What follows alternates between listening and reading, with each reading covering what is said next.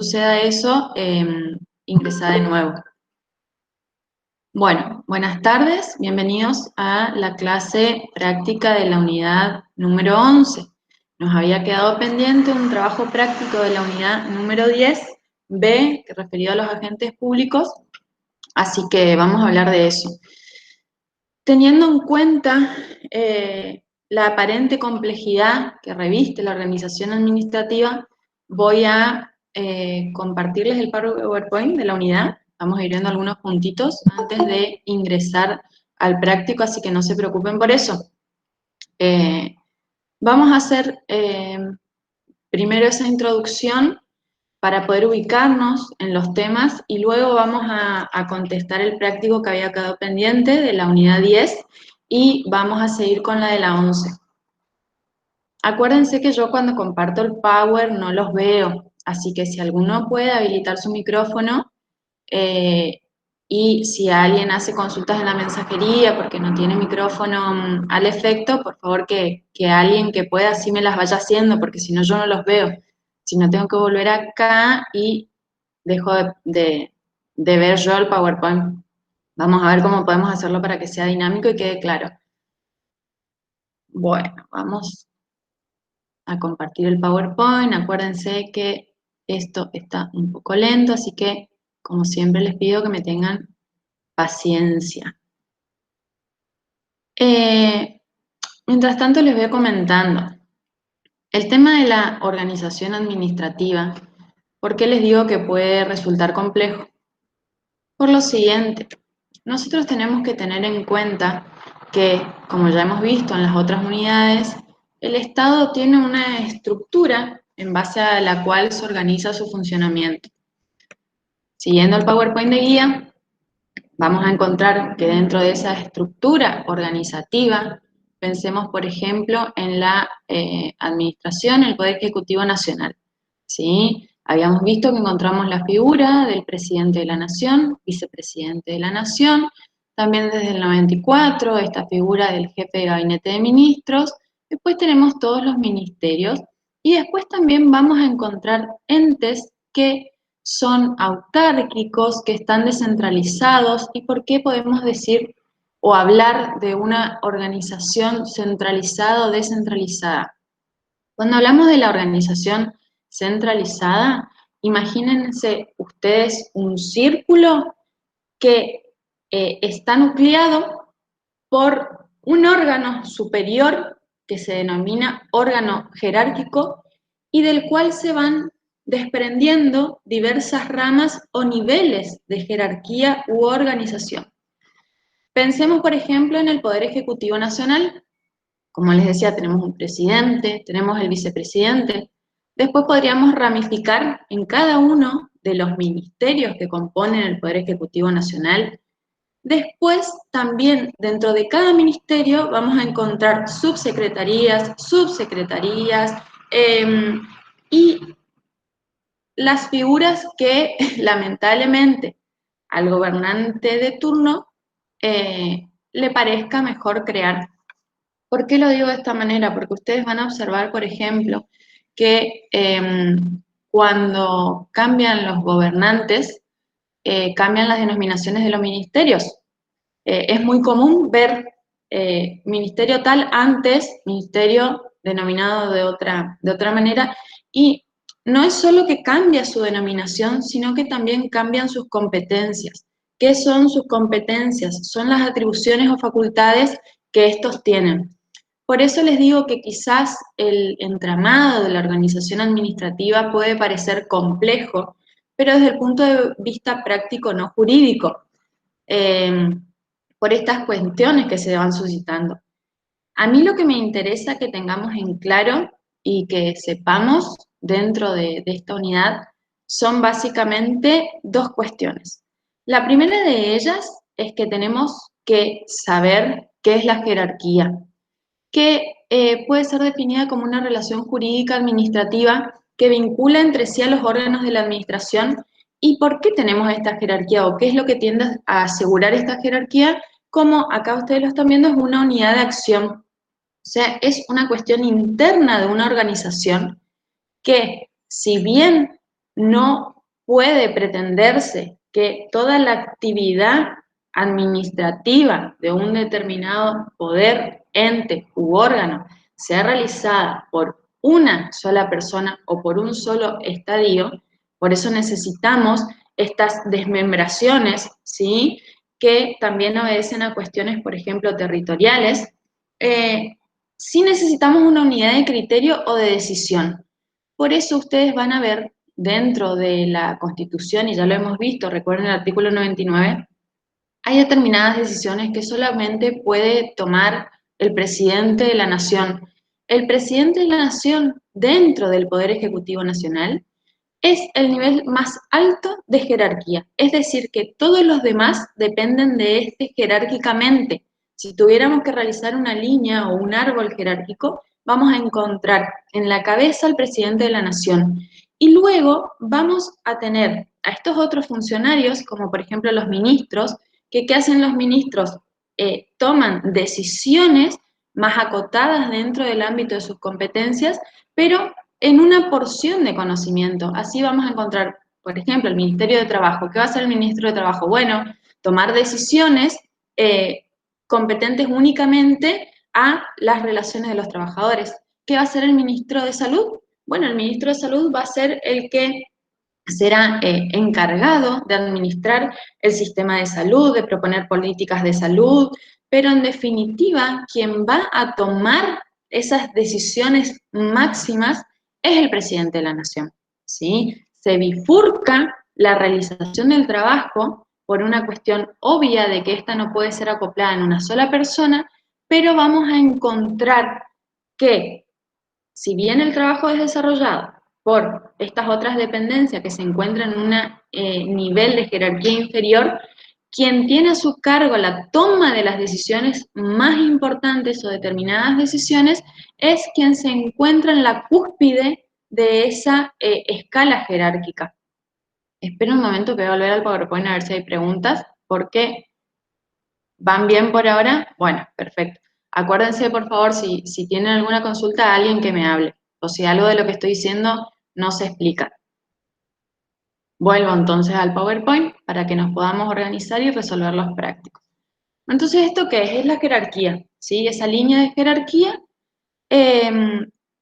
que, supónganse, si ustedes los quieren traspolar, imagínense en una tribu el cacique, ¿sí? En realidad todos realizan trabajos y todos se encargan de una determinada cuestión. Piénsese, por ejemplo, en tiempos antiguos, quizás un grupo se encontraba dedicado a la caza, otro a la pesca, otro podía estar dedicado a custodiar la tribu. O sea, cada uno tenía sus propias competencias, pero todos formaban parte de un mismo grupo y en definitiva quien tomaba las decisiones más importantes era el cacique, ¿sí? Quizás parece un poco llano el ejemplo que les doy, pero realmente, como les digo, a mí particularmente me resulta muy engorroso este tema porque, les reitero, no es complicado desde el punto de vista jurídico, la organización jurídica, pero sí desde la práctica, y vamos a ver que luego se realizan deformaciones de estas figuras, que es lo que complica el entramado, el entendimiento de los mismos.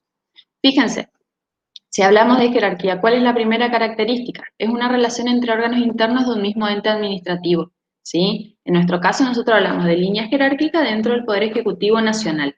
No estoy hablando de la jerarquía entre el Ministerio de Salud con la Corte Suprema de Justicia de la Nación. No, yo tengo, cuando hablo de jerarquía, establezco una línea de poder dentro de un mismo órgano jerárquico de control administrativo. ¿Sí?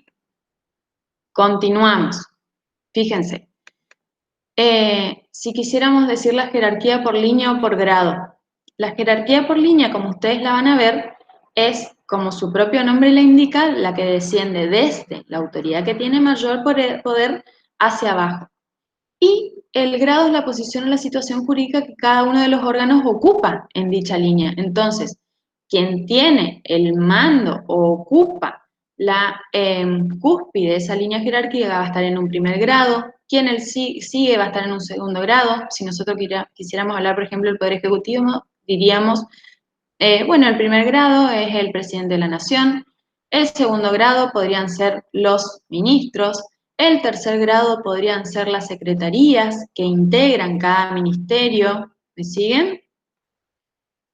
Bueno, estos son los principales efectos. Ya sabrán que tienen ventajas y desventajas, ¿sí? Por un lado, lo que se dice a favor de esta línea de jerarquía justamente es esto, que se puede vigilar y controlar la actividad de los órganos inferiores a través de diversos actos, que como ya lo vieron en la teoría, incluso realizaron preguntas al respecto, el superior jerárquico en determinadas circunstancias puede abocarse al dictado de actos que corresponden a la competencia del órgano inferior. ¿Qué es abocarse? Quiere decir que toma un asunto que le había delegado al inferior y lo resuelve, ¿sí? ¿Qué es la delegación? Justamente es esto. Yo, que soy el superior jerárquico, tengo funciones asignadas de la a la F. Entonces digo, bueno, yo me voy a encargar de las decisiones relativas a la A. Ahora, por cuestiones de organización administrativa, de optimización de los tiempos de trabajo, etcétera, las decisiones de B le voy a dar a una secretaría que voy a denominar B. Las decisiones en torno a las cuestiones C se las voy a delegar a una secretaría que voy a denominar C y así sucesivamente. Es decir, yo superior jerárquico, esa competencia que compete al órgano al cual yo dirijo, la voy a distribuir en distintos niveles inferiores para que ellos las resuelvan. Les voy a dar esa competencia para que ellos las resuelvan. Pero en algún caso particular donde yo puedo observar la complejidad de un determinado asunto o puedo observar que una de esas secretarías no está cumpliendo con sus funciones adecuadamente, yo, superior jerárquico, puedo abocarme a ese asunto, es decir, le quito esa competencia que le había delegado y resuelvo yo la cuestión. Esta vocación tiene un límite que es que no esté prohibida por la ley. Y ustedes dirán, ¿por qué una cuestión que fue delegada por un superior jerárquico o que la propia ley establece que tiene que ser resuelta por un inferior jerárquico puede ser retomada en su competencia, o mejor dicho, no puede ser retomada en un caso particular? Estos son los supuestos de estas competencias técnicas cuando son asignadas a un órgano que por la especificidad de sus funciones, la competencia que requiere o los conocimientos técnicos o científicos que se requieren para resolver una determinada cuestión, la propia ley me dice que yo, aunque sea su superior jerárquico, no voy a poder resolverla. Que esa determinada cuestión va a tener que resolverla el inferior. ¿Sí? Esos son los límites a lo que se denomina la avocación. También yo como superior jerárquico, ¿qué voy a tener que hacer? Si veo que en un momento determinado se me descontrolan mis secretarías y la de A tiene conflictos con B, la B con la C con la D, yo superior jerárquico voy a tener que resolver esos conflictos que se denominan interorgánicos de competencia entre mis propios dependientes, ¿sí? Bueno, esto del deber de obediencia que refiere es el deber de obediencia que deben tener los inferiores respecto de las órdenes que emanan de su superior. En líneas generales, porque no tiene tanto sentido andar en esto, ustedes tienen que saber que si el día del mañana trabajan en una dependencia pública, que ustedes tienen un superior jerárquico que les da una orden que contraría la ley, ustedes tienen el derecho de abstenerse de cumplirla, ¿sí? En líneas generales, obviamente que los dependientes jerárquicos tienen que acatar las indicaciones de su superior, pero recuerden siempre que ese límite está dado por no hacer algo que contraría el ordenamiento jurídico. Y para eso es necesario que ustedes conozcan en el lugar donde desempeñan, ¿sí? Se van a desempeñar, las normas que rigen o los límites que tienen a su actuación para no incurrir en una actividad que resulte ilegítima y que después les pueda cargar responsabilidad a ustedes mismos. Bueno, lo de la jerarquía se entendió. Vuelvo a la clase. ¿Tienen alguna pregunta con respecto a esto? Porque si no, vamos a la competencia ya. ¿Está claro? ¿No quedó ninguna inquietud? Sí, profe. ¿Sí? Perfecto. Bueno, vamos a la competencia. A ver, voy a seguir presentando el Power, pero vuelvo acá Acuérdense, ¿alguien se acuerda que era la competencia de lo que yo siempre les digo en las clases sobre lo vimos también en la clase pasada, sobre la actividad del Estado? ¿Cómo es la actividad del Estado y qué la diferencia de la actividad de los particulares? ¿Alguien se acuerda? Lo que vimos yo particular, por ejemplo, hoy me levanto y decido qué quiero hacer. Si yo tengo un comercio, yo digo, bueno, yo hoy quiero comprar 100 jeans, vender 50 remeras o lo que fuera. Ahora, si yo soy administración, ¿puedo moverme con esa misma libertad o qué límite tiene mi actuación? ¿Alguien se acuerda? La legalidad, profe, puede ser. Perfecto, Ramón. Legalidad. Que si ustedes quieren, si vos contestás en el examen legalidad, 10 puntos. Ahora, si vos querés decir incluso juridicidad, 11 puntos. ¿Qué es la juridicidad? Es todo el ordenamiento jurídico. En muchos libros vas a encontrar el principio de legalidad, te reitero, está perfecta tu respuesta. Pero nosotros, como ya estamos en la unidad 10, 11 y ya fuimos viendo otras cosas, ya estamos en condiciones de hablar de juridicidad. Es decir, que la actuación de los órganos se tiene que adecuar a todo el ordenamiento jurídico, inclusive las convenciones, los instrumentos internacionales, etc. O sea que perfecto. Yo, Estado, no puedo hacer lo que quiero. Yo, Estado, me tengo que atener ¿a qué? A la juridicidad, es decir, a lo que las convenciones, la Constitución Nacional y las leyes me dicen que es lo que puedo hacer.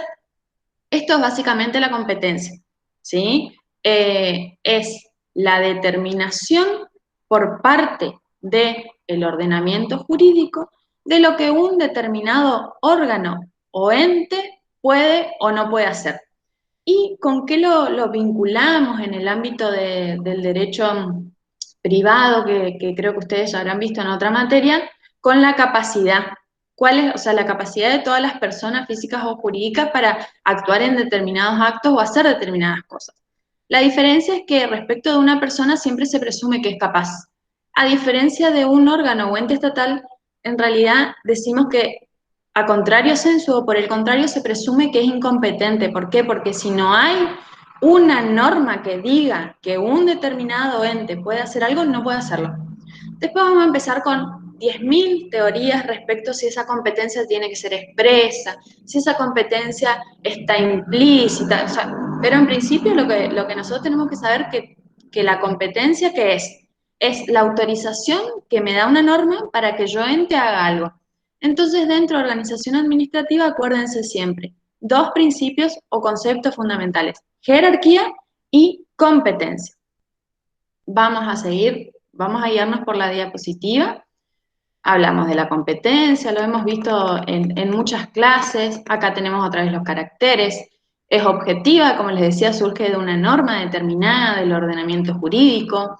Es obligatoria. Yo, órgano del Estado, no puedo decir, no, la verdad que a mí la norma me dice que haga esto, pero yo no estoy muy convencida, hoy no lo voy a hacer. No puedo optar si quiero o no quiero. Si yo soy un funcionario público y la norma me dice que tengo que hacer algo, tengo que hacerlo. Es improrrogable. ¿Por qué? Porque yo no puedo decir, ay, bueno, la verdad que sí, la norma dice que yo tengo que hacer esto, pero mejor voy a dejar que haga B, que a él le sale mejor y yo soy A. No, excepto las excepciones que vimos hoy de avocación, de delegación, de sustitución, ¿sí? Pero en principio es improrrogable. Y también tiene que ver, o vinculado con esto, que es irrenunciable, ¿sí? Pertenece a un órgano y uno a una persona física. Como les decía la clase anterior, también nosotros tenemos que tener en cuenta algo que se llama o se denomina teoría del órgano. ¿Qué quiere decir? Que los órganos del Estado son independientes de la persona física que en un momento determinado ocupa un cargo. Es decir, yo no podría ampararme para, si asumo hoy en una función, decir, bueno, no, la verdad, pero la verdad que todo lo que hizo la anterior un desastre. No. Yo hoy soy el órgano y mañana va a ser lo otro, ¿sí? Y por eso justamente esta teoría lo que refiere es que no vincula las competencias con la persona física que en un momento determinado ejerce el cargo, sino con el órgano o cargo por sí mismo de manera objetiva. Bueno, las clases de la competencia vamos a tener razón de la materia. Siempre que hablamos de materia es el objeto sobre lo que versa, ¿sí? En razón del grado o jerarquía, que es lo que vimos recién, esa jerarquía vertical. En razón del lugar o territorio, también lo vimos, obviamente que no va a tener competencia para dictar una resolución respecto de corriente del intendente de resistencia, eso tiene el territorio, ¿sí? Y en razón del tiempo, porque justamente por esto que les decía, vamos a tener plazos, en principio, la competencia asignada por las normas no tiene un plazo definido, pero sí puede darse el supuesto que se diga, bueno, entre tal periodo y tal periodo se puede realizar esta o tal cual actividad, y por eso también vamos a tener una limitación en razón del tiempo. Esto es lo que ya vimos, ¿sí? Lo que les expliqué recién, la delegación, yo superior jerárquico, tengo un grupo de competencias asignadas a mi órgano, ¿y qué hago yo? Veo cómo organizo el trabajo dentro de mi dependencia, siempre que no tenga un impedimento legal, y delego en A, en B, en C, en D, un grupito de tareas, ¿sí? Y ellos son los encargados de realizarla. Cuando hablamos de delegación administrativa, ya dentro del órgano administrativo, podemos hablar de la delegación interorgánica o entre entes públicos. Interorgánica es, yo soy A, me dieron este grupo de competencias, tengo estos inferiores jerárquicos, entonces le doy a cada uno una competencia. Cuando es entre distintos órganos públicos, va a ser esa delegación, no ya yo dentro de mi estructura organizativa, sino con mi compañero del costado que está en la misma línea de jerarquía que yo, ¿sí? Y después encontramos la delegación legislativa, que algo también ya lo hemos visto, que es cuando el órgano del legislativo dicta una ley, pero delega en el Poder Ejecutivo la reglamentación de alguna circunstancia particular. Por ejemplo, una ley del Poder Legislativo Nacional que establezca esto es un ejemplo, ¿sí? Bueno, a partir de mañana, todas las personas que tengan 50 años van a cobrar un beneficio. Delego en el Poder Ejecutivo el establecimiento de cómo van a acreditar que cumplen con esos requisitos, etcétera, etcétera, etcétera. O sea, yo, órgano legislativo, dicto una ley, pero hay una porción de esa ley o son los detalles de esa ley que voy a dejar que la establezca el Poder Ejecutivo. Eso es lo que se denomina la delegación. Acá también tenemos interorgánicos, entre entes públicos. Vamos más adelante, la vocación ya vimos. Vuelvo un ratito a la clase a ver si alguien tiene alguna pregunta. ¿Hasta ahora siguen bien? ¿Ninguna pregunta sobre vocación, delegación, sustitución?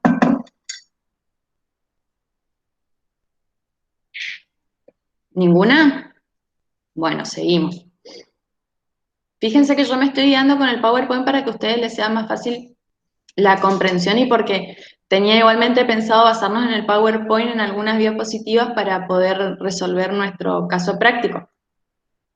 La vocación entonces ya lo vimos. Fíjense, como mencionó el profesor de teoría, está regulado en el artículo 3 de esta ley, que es la Ley de Procedimientos Administrativos. Fíjense ustedes que si van al artículo 75 de la Constitución Nacional, entre las atribuciones del Congreso, van a encontrar la de dictar normas de fondo, así vamos a encontrar el Código Civil y Comercial, el Código Penal. En torno al derecho administrativo no hay un código.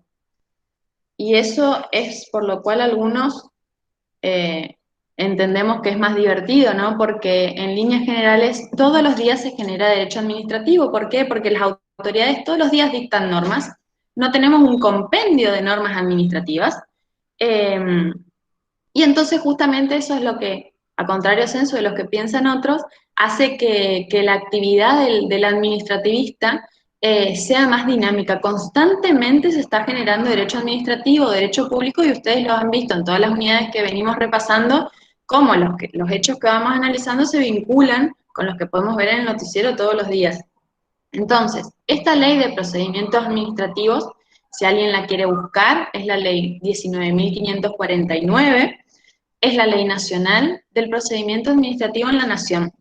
Después ustedes en cada una de sus provincias también van a encontrar una ley de procedimientos administrativos provincial. ¿Qué encontramos en esa ley? Bueno, lo que vamos a encontrar básicamente es cómo se encuentra organizado el procedimiento administrativo en Nación y en cada una de las provincias, cuáles son los principios que rigen. Vamos a encontrar estas cuestiones de avocación, delegación, de competencia. Vamos a encontrar también qué recursos pueden interponer las partes, etc. Todo eso vamos a encontrar en esta ley de procedimientos administrativos. Bueno. Continuamos con las diapositivas. La sustitución, subrogación ya vimos. Centralización administrativa. ¿Qué es la centralización o la descentralización administrativa? La centralización es una forma de organización que implica que las facultades de decisión están reunidas, agrupadas en los órganos superiores de la administración. Entonces nosotros, por ejemplo, vamos a poder decir que encontramos una organización administrativa centralizada cuando como les decía, hablamos de los ministerios nacionales. ¿Por qué? Porque en realidad estos ministerios se encuentran todos dentro de la misma órbita del Poder Ejecutivo Nacional, no se encuentran fuera de ella, dependen jerárquicamente del presidente de la Nación, independientemente de que tengan estos funcionarios que asumen determinadas competencias, y porque no son personas distintas del Poder Ejecutivo. Ustedes van a ver, por ejemplo, que si demandan a un Ministerio de la Nación, el demandado va a ser el Poder Ejecutivo de la Nación porque no tienen una personalidad jurídica distinta.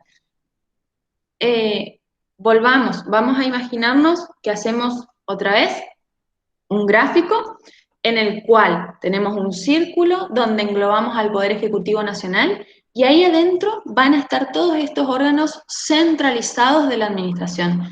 Todos dependen en línea jerárquica del Poder Ejecutivo de la Nación. Todas las decisiones que tomen van a poder ser cuestionadas y deberán ser resueltas ante el Poder Ejecutivo de la Nación. Todas las directivas que dé el Poder Ejecutivo de la Nación van a ser acatadas por ellas.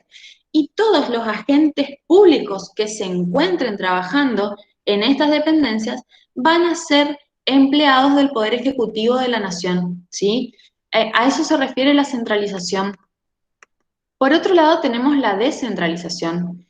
¿Qué es la descentralización? Cuando estas facultades decisorias también están adjudicadas a entidades que constituyen lo que se llama administración descentralizada. Disculpen. Perdón. Bueno, esta entonces organización descentralizada. En la organización descentralizada lo que vamos a encontrar, por ejemplo, son los entes autárquicos, que justamente ahora vamos a ver un caso práctico sobre eso y la estructura organizativa de un ente autárquico. ¿Cuál es la diferencia? En un ente autárquico que está descentralizado, está fuera de ese círculo o núcleo de poder, no solo que va a tener, primero que tenemos que ver si puede ser creado ese ente por ley o por decreto. No está muy claro. Algunos sostienen que mientras que su creación y organización no esté ordenada en la Constitución a favor del Congreso, digamos que sea el Congreso el que tiene que crearlo por ley, podría crearlo el Poder Ejecutivo. Hay posiciones encontradas con respecto a eso, pero algunos lo admiten, ¿sí? Podría admitirse que el Poder Ejecutivo cree un ente. En líneas generales, sería mejor que lo cree el Poder Legislativo, a mi entender. ¿Por qué? Porque desde mi punto de vista le otorga mayor legitimidad por otras cuestiones que también vamos a ver ahora, pero se admiten las dos variantes. Entonces, fuera de ese círculo que tengo, encuentro la organización descentralizada. En la organización descentralizada, por ejemplo, voy a encontrar estos órganos autárquicos. ¿Qué diferencia tienen? Por ejemplo, los empleados de este órgano autárquico pueden ser empleados del órgano o pueden ser del Poder Ejecutivo que estén prestando funciones en el autárquico, pero en principio son empleados del ente autárquico. ¿Qué más? Tengo también un superior jerárquico o un grupo, por ejemplo, algunos tienen un directorio, ¿sí? O otros se conforman con vocales o determinadas denominaciones que van a resolver todas las cuestiones que se susciten en ese ente. ¿Qué más? Tienen su presupuesto propio, se le asignan determinados fondos para que puedan realizar sus funciones. Generalmente esos fondos provienen de asignaciones específicas, por ejemplo, en el caso de Chaco, el Instituto de Seguridad Social, Seguros y Préstamos, que es el INSEP, que conforma su patrimonio con esos fondos también que está encargado de administrar.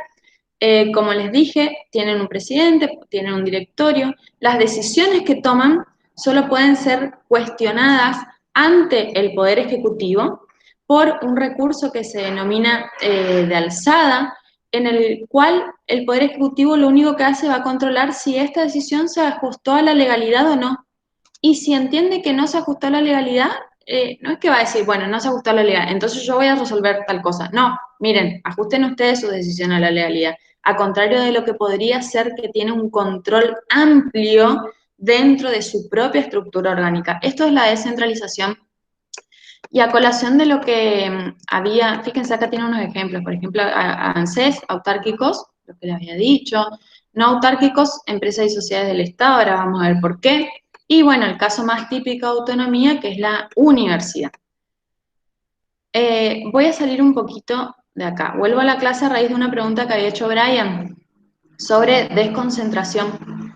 Son formas de organización distintas, la centralización y la descentralización con la concentración o la desconcentración. ¿Qué es lo que hace la concentración o desconcentración? Se refiere a que dentro de mi propia estructura, yo a un ente determinado le doy un grupo de competencias y no tiene esa relación jerárquica que va a tener cualquier órgano de la centralización, digamos, de la organización central, sino que es más acotado. Fíjense, por ejemplo, les voy a mostrar acá un caso de un órgano desconcentrado, para que ustedes vean cómo se crea, qué competencias tiene, etcétera. Esperen que lo encuentren nomás porque tengo abiertas 10.000 ventanas. A ver si era este. Acá está. A ver si me llega la ley. No, vamos a buscarla.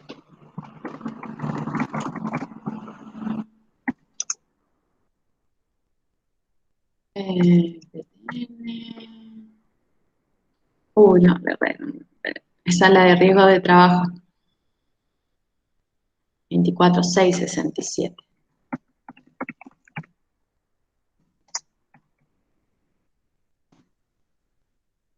Acá estamos.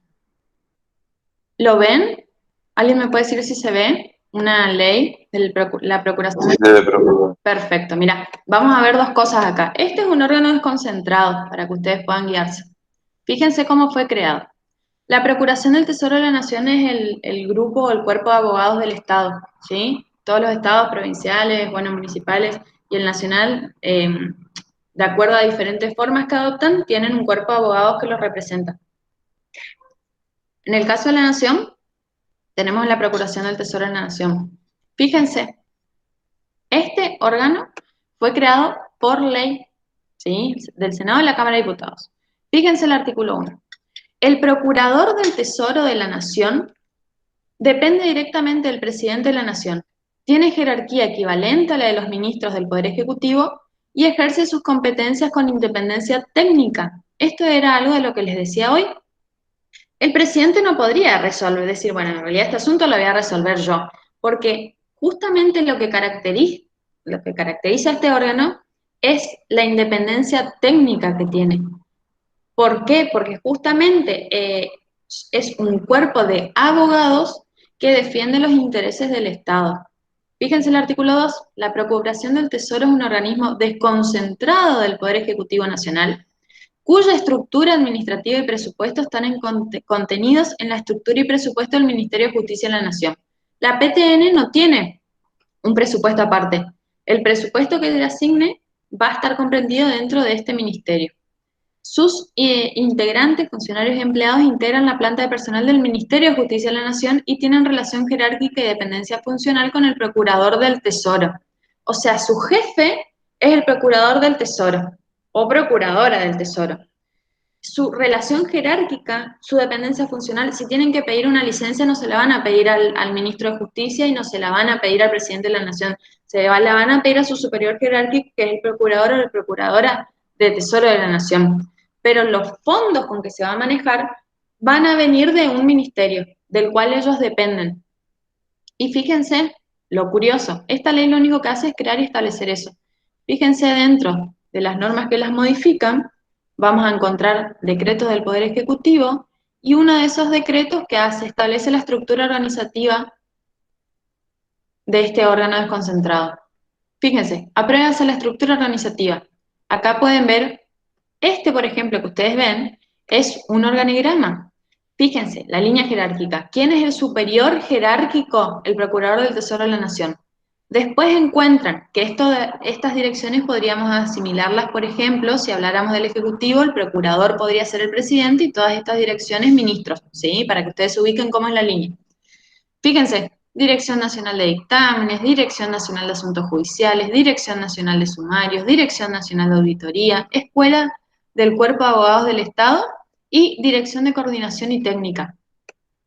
Pero aparte de eso, fíjense, acá tenemos también el escalafón, los niveles, etcétera. Porque en realidad, sinceramente les digo, cada vez que tenemos que analizar un órgano del Estado, un ente del Estado o una empresa del Estado, tenemos que ir a su ley de creación, su decreto de creación o ver la forma en que se constituyó, porque no hay una respuesta única para todos ellos. Sí, desde lo jurídico hay principios que deberían aplicarse, pero a razón de verdad no siempre sucede de esta manera.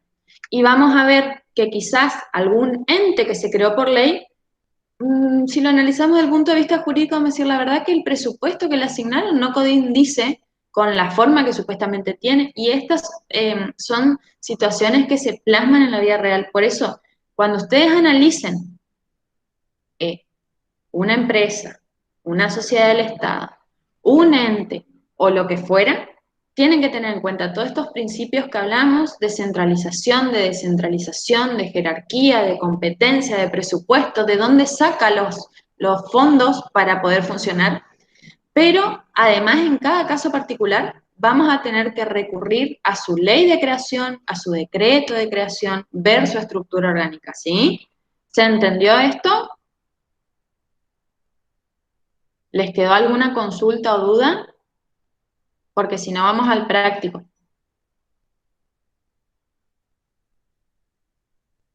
Están muy callados y calladas. ¿Se entendió? O que no se entendió y lo reitero, no hay problema, porque ya les digo, a mí particularmente es una cuestión que me cuesta.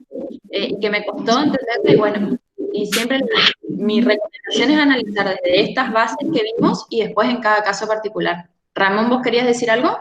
No, decirle nomás que se entendió. Bueno, me quedo tranquila. Igual ahora en el caso práctico, si surgen dudas, las vamos resolviendo, no se preocupen. ¿Les parece que hagamos primero lo que había quedado pendiente? Que es rapidito. Si lo leyeron va a ser rapidito. Lo de la 10B. Y que está relacionado con esto. Les hago otra introducción ultra breve porque me fui por las ramas con el tiempo. Este trabajo 10B refería a los agentes públicos. Ustedes van a ver entre algunas de las consignas refiere a la estabilidad. ¿Y qué es esto de la estabilidad? Acuérdense cuando vimos el artículo 14 bis, entre una de las cosas que mencionaba era justamente la estabilidad del empleado público. Ahora el problema es decir quién es empleado público y qué es esta estabilidad. Y vamos a volver al mismo problema que les expliqué recién. Desde el punto de vista jurídico, podría parecer más claro quién es empleado público, cuándo una persona es empleada pública y qué derechos tiene, entre ellos el de la estabilidad, que algunos dicen en realidad esta estabilidad es propia y la diferencian de la impropia de aquellas personas que trabajan en relación de dependencia, porque ustedes tienen que tener en cuenta que existe una ley de contratos de trabajo, no tenemos un código laboral nacional, pero sí tenemos una ley de contrato de trabajo, que es la 20.744, que establece que que un trabajador puede ser despedido por su empleador. Es decir, un empleador que contrata a un trabajador, excepto determinadas excepciones, por ejemplo, cuando una trabajadora se encuentra en estado de gravidez, o sea, existe una protección o tutela especial a un grupo de trabajadores que se denominan vulnerables en un caso particular, pero en principio el empleador particular puede decir, la verdad que yo hoy voy a prescindir de los servicios de esta persona. Esa prescindencia de los servicios puede estar fundada en alguna causa, como por ejemplo alguna conducta de este trabajador, o simplemente puede ser porque quiere reducir su personal, porque no le gusta cómo desempeña su función, pero en realidad no cometió ninguna falta ni hizo nada que pueda ser calificado de grave como para justificar la expulsión, simplemente dice yo no quiero contar más con los servicios de esta persona. ¿Puede hacerlo? Sí puede hacerlo. Tiene que cumplir una serie de requisitos, tiene un preaviso, tiene que pagar la proporcional del mes, pero además tiene que pagarle una indemnización que se calcula en base a su antigüedad. Esto es lo que se denomina la estabilidad impropia, es decir, yo trabajo para un particular, para un comercio, para una empresa, lo que fuera, esa empresa en el momento puede prescindir de mis servicios, pero me va a tener que pagar una indemnización que se calcula en base a mis remuneraciones y mi antigüedad. Estabilidad impropia. Ahora bien, ¿qué beneficio? Gran beneficio desde mi punto de vista tenemos los empleados públicos. Entre otros, que tenemos esta estabilidad que se denomina propia. En principio, mi Estado empleador no puede prescindir de mis servicios, echarme hablando mal y pronto, si yo no cometí una falta grave. Es decir, mientras dure mi buena conducta, en principio, yo no puedo ser despedido. O sea, el Estado no puede hacer lo que hace el particular, decir, no, la verdad que esta persona prefiero, no quiero verla más, que no venga más, le pago una indemnización. No. En principio, esa es la estabilidad del empleado público, ¿sí? Esa permanencia que uno tiene, que sabe que mientras dure su buena conducta, en principio, porque hay algunas excepciones, pero en principio, a grandes rasgos, esa es la estabilidad del empleado público. ¿Cuál es el problema? Como señaló el doctor, el Estado que hace precariza al trabajador. ¿Cómo? No lo incluye en su planta permanente, sino que suscribe un contrato, otro contrato, y así de repente vemos casos en los cuales hay trabajadores de municipios, de provincias, de nación, que están trabajando con contratos sucesivos que se van renovando cada 6 meses por el transcurso de 14 años. Y en realidad lo único que está haciendo el Estado que puede recurrir a estas figuras cuando hay una situación particular que requiere que en un determinado periodo se preste una función extra, entonces recurre a estas figuras contractuales, eso está permitido en algunos ordenamientos, pero en estos casos nos damos cuenta que no es el supuesto. ¿Por qué? Porque la propia renovación de los contratos nos da cuenta de que esa función que está prestando esta persona no es transitoria, que en realidad el Estado está cumpliendo su función, está tendiendo a satisfacer el bien público, al interés general, recurriendo a estos contratos en los que abona menos, no les da estabilidad a los trabajadores, algunas veces ni siquiera les reconoce la obra social, depende de la modalidad de contratación, etc. Por eso les digo, cuando uno ingresa a la planta permanente, que desde mi punto de vista y por mandato constitucional no hay otra forma de ingresar a la planta permanente del Estado que no sea por concurso previo de antecedentes de oposición. ¿Por qué? Primero, por el principio de igualdad, que tiene que respetarse la igualdad a todos los que están en las mismas condiciones. Es decir, el Estado tiene que ser o debería ser el primer garante de la igualdad, la transparencia, de la equidad, de la idoneidad.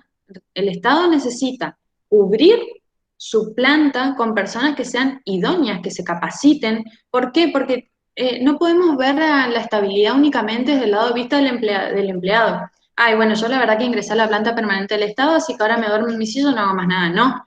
En realidad esa estabilidad tiene otro fundamento que está visto desde el punto de vista justamente del Estado, que es ¿por qué yo quiero darle estabilidad a un empleado? Porque se supone que el plan del Estado no es a corto plazo, sino que es a largo plazo. Y el Estado se supone que tiene que invertir en capacitar en ese personal idóneo que ingresó por concurso, y para poder establecer un plan de trabajo prolongado tiene que tener a esa persona más de 1, 2, 3 años de lo que dura un gobierno, o de sujetarlos al ánimo político de turno, ¿sí? La estabilidad siempre tiene que ser vista desde este doble punto de vista. ¿Garantía del trabajador? Sí, pero también una garantía del Estado para que preste sus funciones como corresponde. Bueno, hecha esa introducción, ahora sí vamos al trabajo práctico, que espero que todos hayan leído, así lo hacemos rapidito, porque si no otra vez nos vamos a quedar con un trabajo pendiente. Fíjense, a ver, acá tengo todos. Espérenme que abro el 10B. Mm, ahí está. ¿Lo ven? Igual lo tienen en el aula. Sí, se ve. Bueno, bajo porque esto es lo que lo que les dije en realidad, lo sostiene una autora muy reconocida que en su comentario de la Constitución sobre la garantía esta de la estabilidad, ¿sí? Vamos a las consignas entonces directamente. Acuérdense que esto dice en base al desarrollo realizado en clase porque esto nos quedó pendiente de la clase pasada. Pero algo de lo que les dije recién les va a servir para resolverlo. Si nosotros hablamos de estabilidad del empleado público desde este doble punto de vista, si nosotros decimos que el personal que ingresa a la planta permanente del Estado debería hacerlo en igualdad de condiciones, a través de un concurso público de oposición a antecedentes, demostrando su idoneidad para el cargo, podríamos decir entonces si estos supuestos que yo les traje tienen estabilidad o no. ¿Por qué es importante que ustedes sepan esto? Porque el día de mañana pueden estar en ese lugar. Ustedes tienen que saber, o a mí me gustaría por lo menos que se vayan de esta materia sabiendo los derechos que tienen como ciudadanos y también quizás el día de mañana como empleados o también si fueran ustedes los empleadores, que los tengan en cuenta. Empleadores me refiero a que ocupen cargos jerárquicos dentro de la administración y que tengan que conocer estas cuestiones para poder garantizar dentro de la oficina, dependencia, órgano, lo que fuera que ustedes dirijan, que se cumpla con el marco de juridicidad. Fíjense, yo les traje, por ejemplo, el caso de un jefe de departamento de compras y suministros. Uy, perdón de nuevo. ¿Alguien puede leer, por favor? Porque estoy un poco complicada.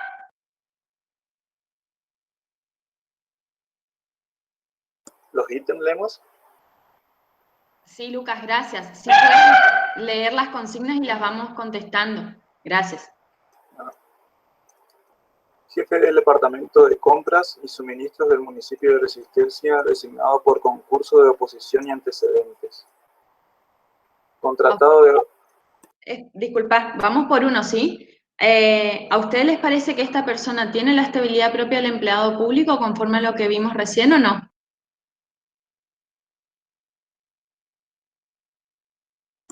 Y sí fue designado por concurso y antecedentes. Entonces sí. Perfecto, muy bien. Vamos al otro, Lucas, te escucho. Contrato de obra por el término de 6 meses por el Ministerio de Economía a fin de realizar una auditoría en una subsecretaría.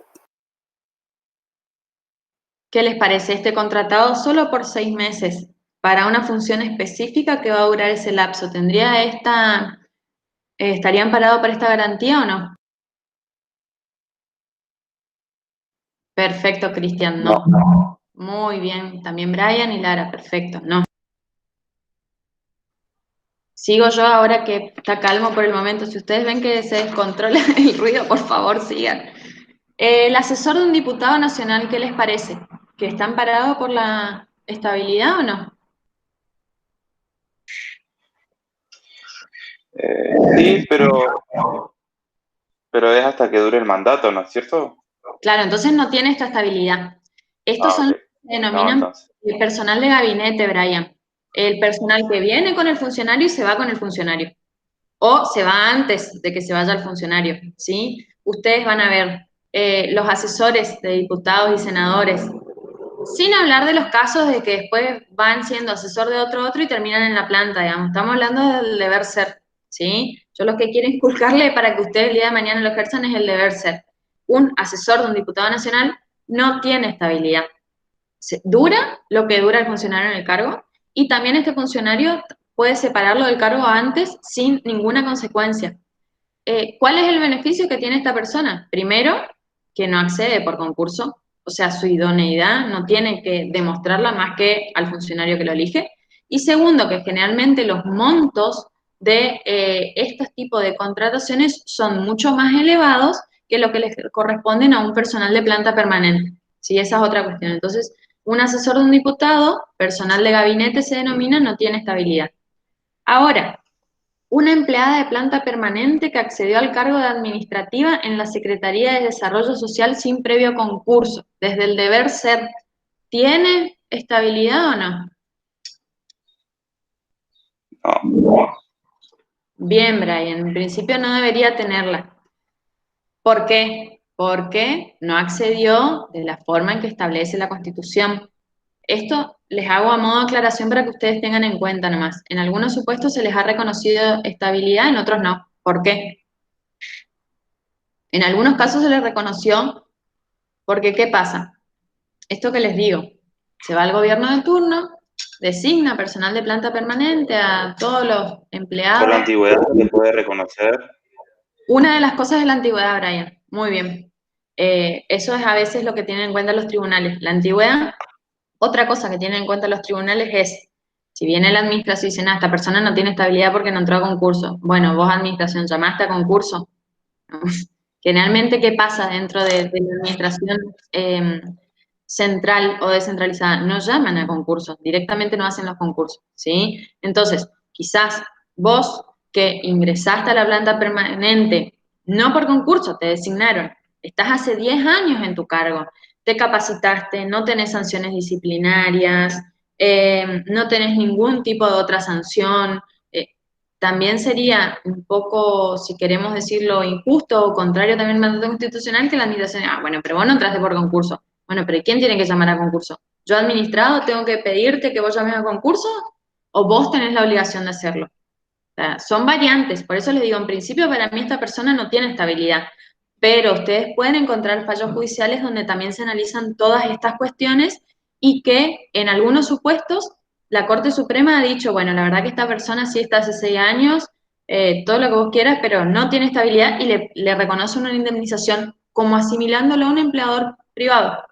Y otros directamente han dicho, no, esta persona trabaja hace 8 años, como les digo, examinamos su legajo, no tiene sanciones, se ha capacitado, ha crecido en la carrera administrativa, porque esa es otra cuestión que tenemos los empleados públicos, el derecho a la carrera administrativa, a ascender cuando, en principio, debería ser cuando nos capacitamos y cuando guardamos una buena conducta, a veces no se da por esos casos y hay otros motivos, bueno.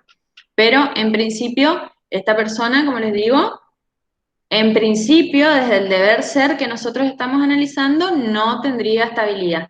Lo que, les reitero, nada quiere decir que en un caso particular no pueden analizarse todas estas otras circunstancias y se la dejen en la planta permanente. Un contratado de servicios de un municipio por periodos de 6 meses que se renovaron sucesivamente por el término de 8 años y cuyo estatuto, acuérdense que los municipios pueden tener cartas orgánicas de acuerdo a la categoría que sean y también los estatutos de sus empleados municipales, dispone que luego de la segunda contratación deberá pasar a planta permanente. Hay estatutos que dicen, bueno, podés contratar, pero si después de 1 año de mantenido el contrato, esta persona tiene que pasar a planta permanente. Entonces, ¿tendría estabilidad o no? Sí. Esta persona tendría estabilidad. Cristian pregunta si eso se cumple. ¿Cuál de todo? No siempre se cumple, Cristian. Pero por eso les digo, y eso es lo que, bueno, a mí me apasiona el derecho administrativo. Cada órgano es un mundo, ¿sí? Ya les digo, tenemos un marco de juridicidad, tenemos principios, pero lo cierto es que cada uno tiene sus normas y por eso es importante que ustedes sepan esto. No es necesario que las conozcan todas, yo no las conozco todas, no sé si alguien llega a conocerlas todas, pero por lo menos en lo que a ustedes les interesa, que sepan dónde buscar, ¿sí? Entonces, si el día de mañana ustedes tienen un contrato por 6 meses que se renueva durante 6 años en un municipio, vayan a la convención, vayan a la constitución, vayan a la ley orgánica de municipios, vayan a la carta orgánica si ese municipio tiene y vayan a su estatuto, porque ya les digo, hay estatutos que establecen que pasado 1 año podrá acceder a planta, podrá, no es un derecho, ¿sí? Es una posibilidad. Y hay otros que establecen deberá pasar a planta. El deberá en una norma es imperativo, es obligación de la administración. Entonces, Cristian, si vos trabajás en una municipalidad que tiene un estatuto y que dice deberá, bueno, ya sabes por lo menos por dónde podés encauzar tu reclamo o cuáles son tus derechos, ¿sí? Bueno, entonces esta persona sí tendría estabilidad. A ver, no está protegida por la administración, no, porque le sigue renovando contratos, pero podría reclamarla y podría llegarse a analizar este caso y decidir que sí tiene. A ver, el director del Instituto Provincial de Desarrollo Urbano y de Vivienda de una provincia, ¿creen que tiene estabilidad o no?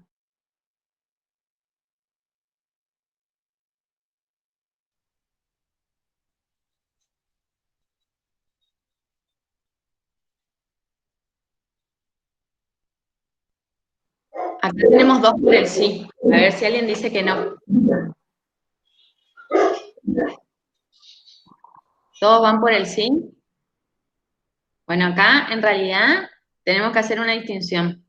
¿Qué vamos a hacer para ver si esta persona tiene estabilidad o no?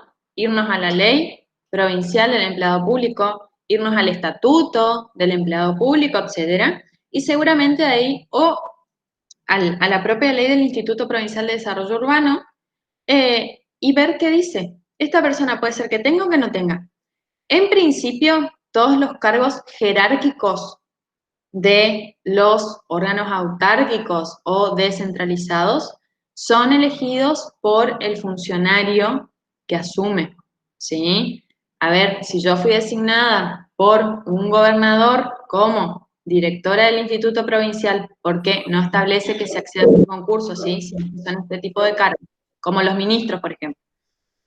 Y viene un nuevo gobernador y en líneas generales lo que siempre sucede es que estos funcionarios ya ponen a disposición su renuncia, el funcionario que asume designa al nuevo, persona de su confianza, y allí se cierra la cuestión, ¿sí?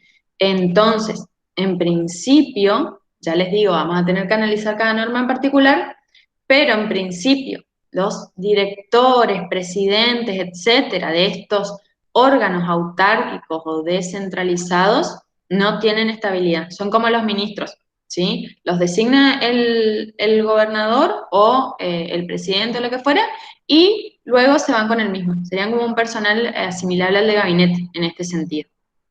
Bueno, creo que anduvimos bien con esto.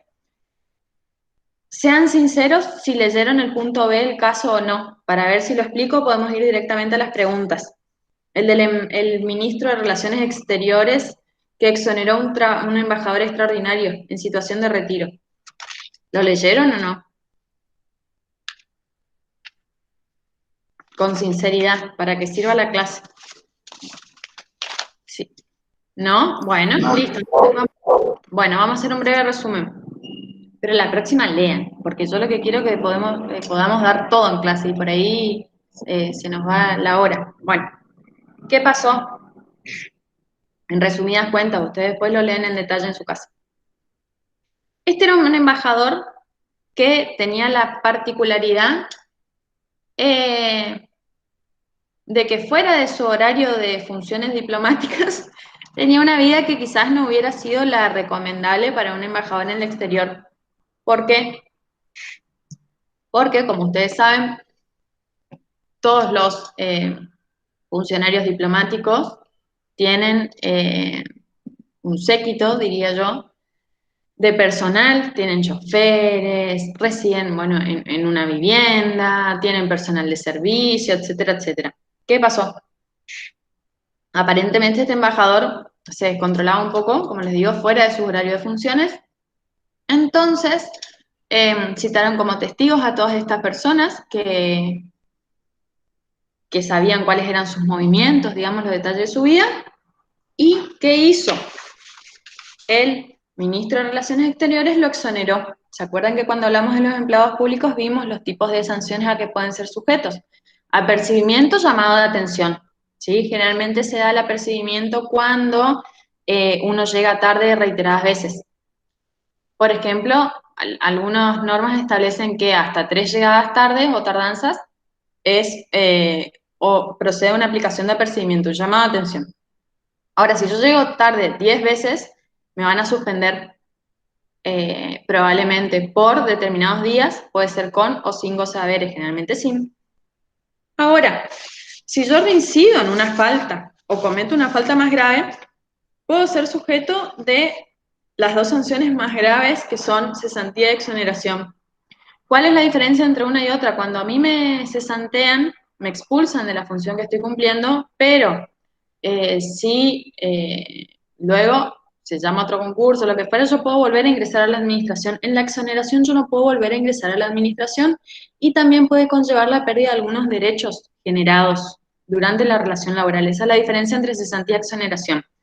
Entonces, el ministro de Relaciones Exteriores, ante este cuadro de situación de este embajador, hizo un procedimiento, sí, una información sumaria, recaudó información, todas estas personas le contaron lo que venía sucediendo, que lo llevaban a fiestas, que esto, que el otro, conductas que este ministro consideró irregulares y lo exoneró. Entonces, en base a ese caso, vamos a tener que responder estas preguntas. La primera dice: si el embajador extraordinario y plenipotenciario goza de la estabilidad consagrada en el artículo bis de la Constitución Nacional, ¿ustedes qué creen o qué ven los embajadores en los distintos países? ¿Cómo se eligen? ¿Alguien sabe cómo elegimos los embajadores? Justo la semana pasada o esta semana creo que salió una noticia respecto a la designación de algunos. ¿Alguien sabe cómo se eligen? ¿Rinden? ¿Será que rinden un concurso? ¿El presidente no lo elige? ¿Con acuerdo de quién? ¿Te acordás? No, no sé. Dejé mi constitución en la otra mesa, pero si buscan, ¿en qué artículos tenemos que buscar? Esperen que la abro acá. Porque sinceramente los incisos no me acuerdo. ¿Dónde buscamos qué puede hacer el Senado?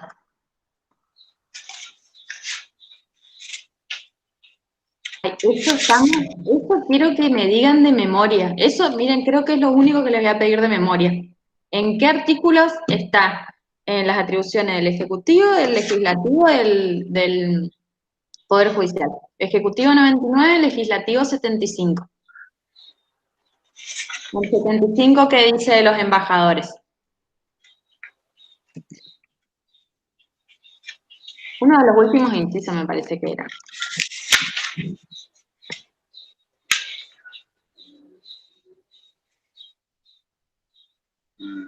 ¿Nadie lo encontró?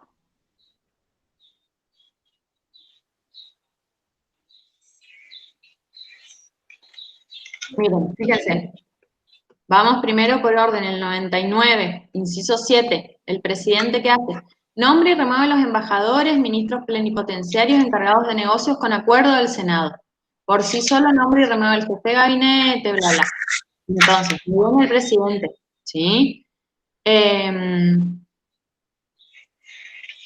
Con acuerdo del Senado, perfecto. Y ustedes, si vimos ahora que están designando embajadores en países, ¿por qué será? ¿Será porque tienen estabilidad o no?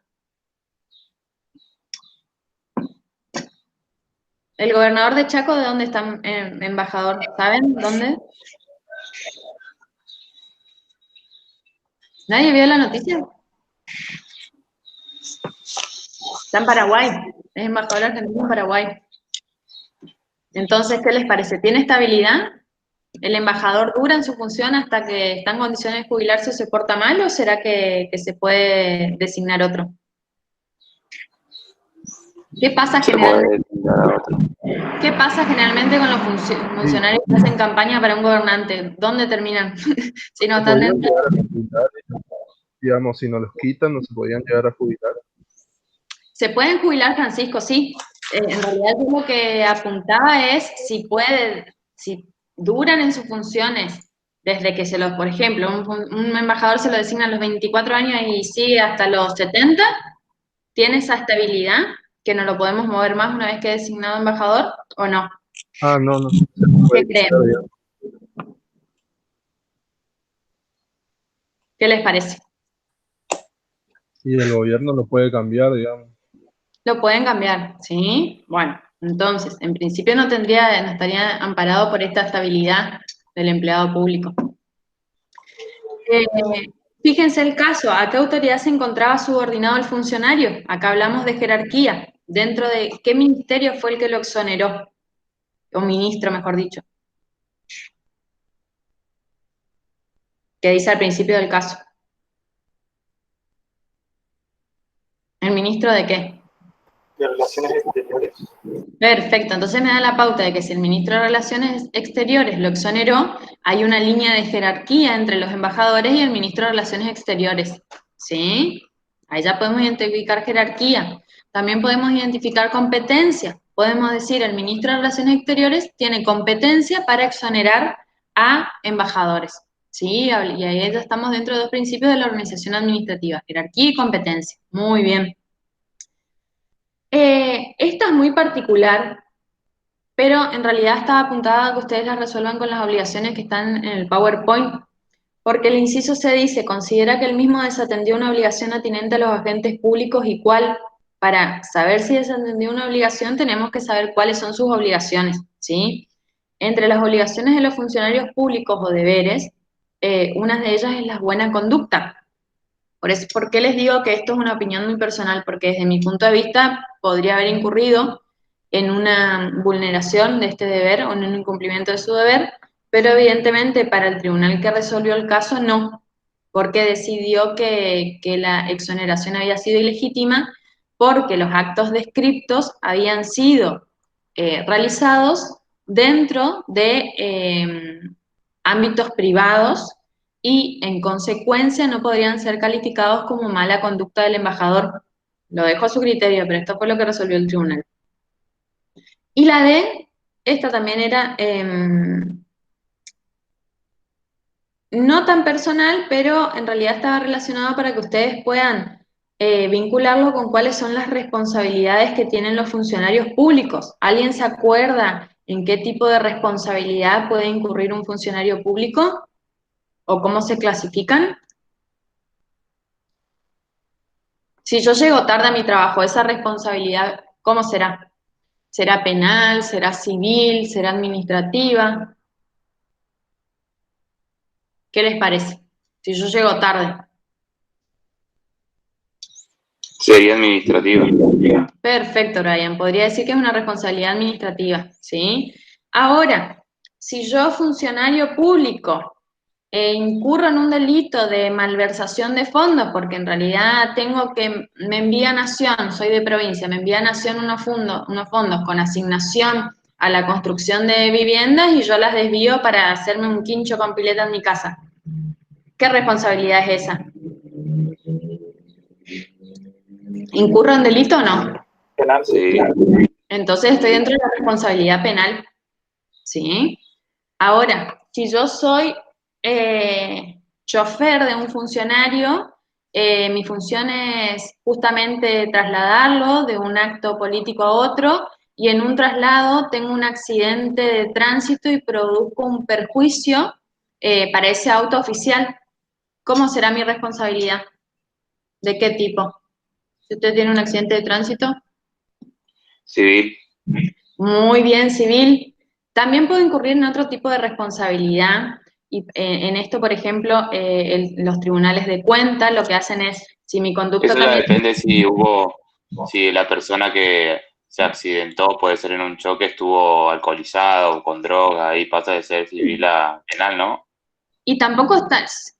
No hace falta que te vayas al extremo, Brian.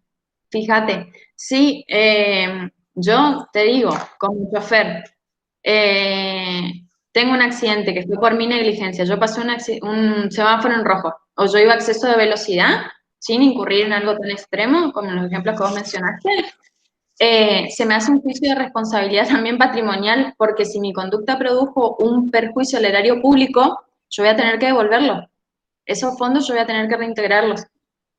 Y, por ejemplo, en Chaco, el encargado de controlar eso es el Tribunal de Cuentas y el de hacer los juicios que se denominan de responsabilidad.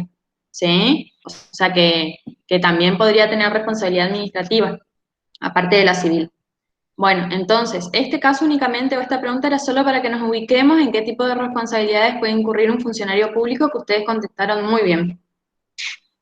¿Les parece si vamos al práctico de la 11?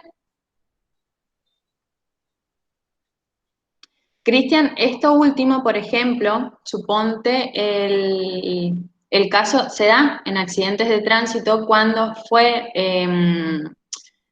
a causa de negligencia del que conduce, por ejemplo, yo iba a exceso de velocidad, también puedo ser sujeto de reintegrar los fondos que demande el hecho que cometí, a eso se refiere. ¿Sí? Son los gastos para, para cubrir el perjuicio que ocasioné al erario público, porque se supone que si es un auto oficial va a ser del Estado. Y si yo fui el que cometí o intervino en un accidente de tránsito por mi propia negligencia, puedo también, aparte de la responsabilidad civil, porque van a demandar al Estado y a mí que conducía, también puedo incurrir en este tipo de responsabilidades, llegado el caso, tener que reembolsar los fondos que el Estado tuvo que desembolsar por mí. O sea que ahí vemos las dos cosas. Bueno, vamos rápido a los prácticos de la unidad 11. Rápido pero seguro, así que ténganlo a mano, por favor. Vamos a ver algo parecido a lo que vimos con la PTN, pero de otro organismo. Vamos al 11. Bueno, creo que ahí lo ven. Trabajo práctico, esto está re lento, espérenme un segundo. 11A. Ahí está. Si ya nos metemos en la unidad 11, organización administrativa. Fíjense, parecido a lo que vimos en la PTN, tenemos acá el diagrama de una estructura organizativa. En este caso, vemos en la cima el directorio, luego le sigue en grado de subordinación una administración general, y vean todos los departamentos que derivan de esta administración general. Fíjense los nombres: sistemas hídricos, secretaría técnica, estudios básicos, proyectos de evaluación, obras y mantenimiento, licitaciones y certificaciones, regulación de suministro de los servicios, preservación del recurso, usos productivos del agua. Evidentemente estamos hablando de una organización de un órgano relativo al control del agua. Secretaría Administrativa, Administración, Unidad de Planificación Sectorial, Secretaría General, Asuntos Jurídicos, Laboratorio de Agua, Unidad de Auditoría Interna. Entonces, ustedes cuando ven esto, quieren decir, bueno, este es el organigrama de un órgano o ente estatal. Tiene el superior jerárquico, quien está arriba, el directorio. Quienes dependen de ese superior jerárquico, que es la máxima autoridad del ente, todos estos cuadritos que ustedes ven por debajo. Fíjense que en este caso tenemos un administrador aparte del directorio. El directorio siempre se compone de más de 2 personas. Tenemos un administrador general del ente, es decir, que las competencias entre lo que resuelve el directorio y lo que resuelve la administración general van a estar en la norma de creación de este ente para decir en qué tiene competencia cada uno.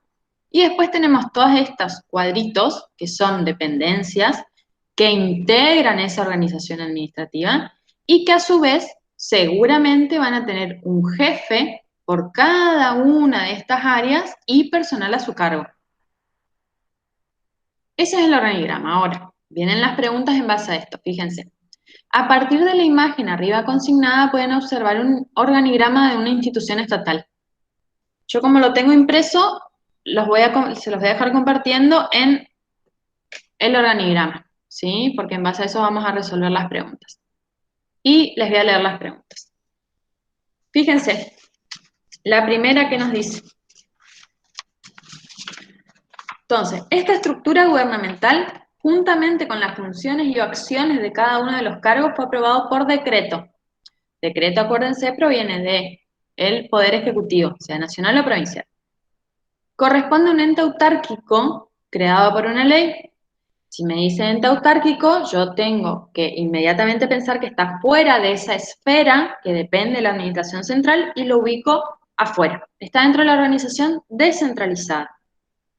Los grados de descentralización se evalúan de acuerdo a la lejanía que tienen con este órgano central, ¿sí? Yo tengo una administración central, este órgano autárquico creado por decreto está fuera de esa organización central, es descentralizado. Entonces, fíjense, dice la 1, Siendo este un ente autárquico, ¿considera que fue correctamente creado por decreto? ¿Qué les parece? ¿Está bien que se cree por decreto? ¿Debería ser por ley? ¿En algún lado lo dice o no? ¿O las dos respuestas pueden ser correctas?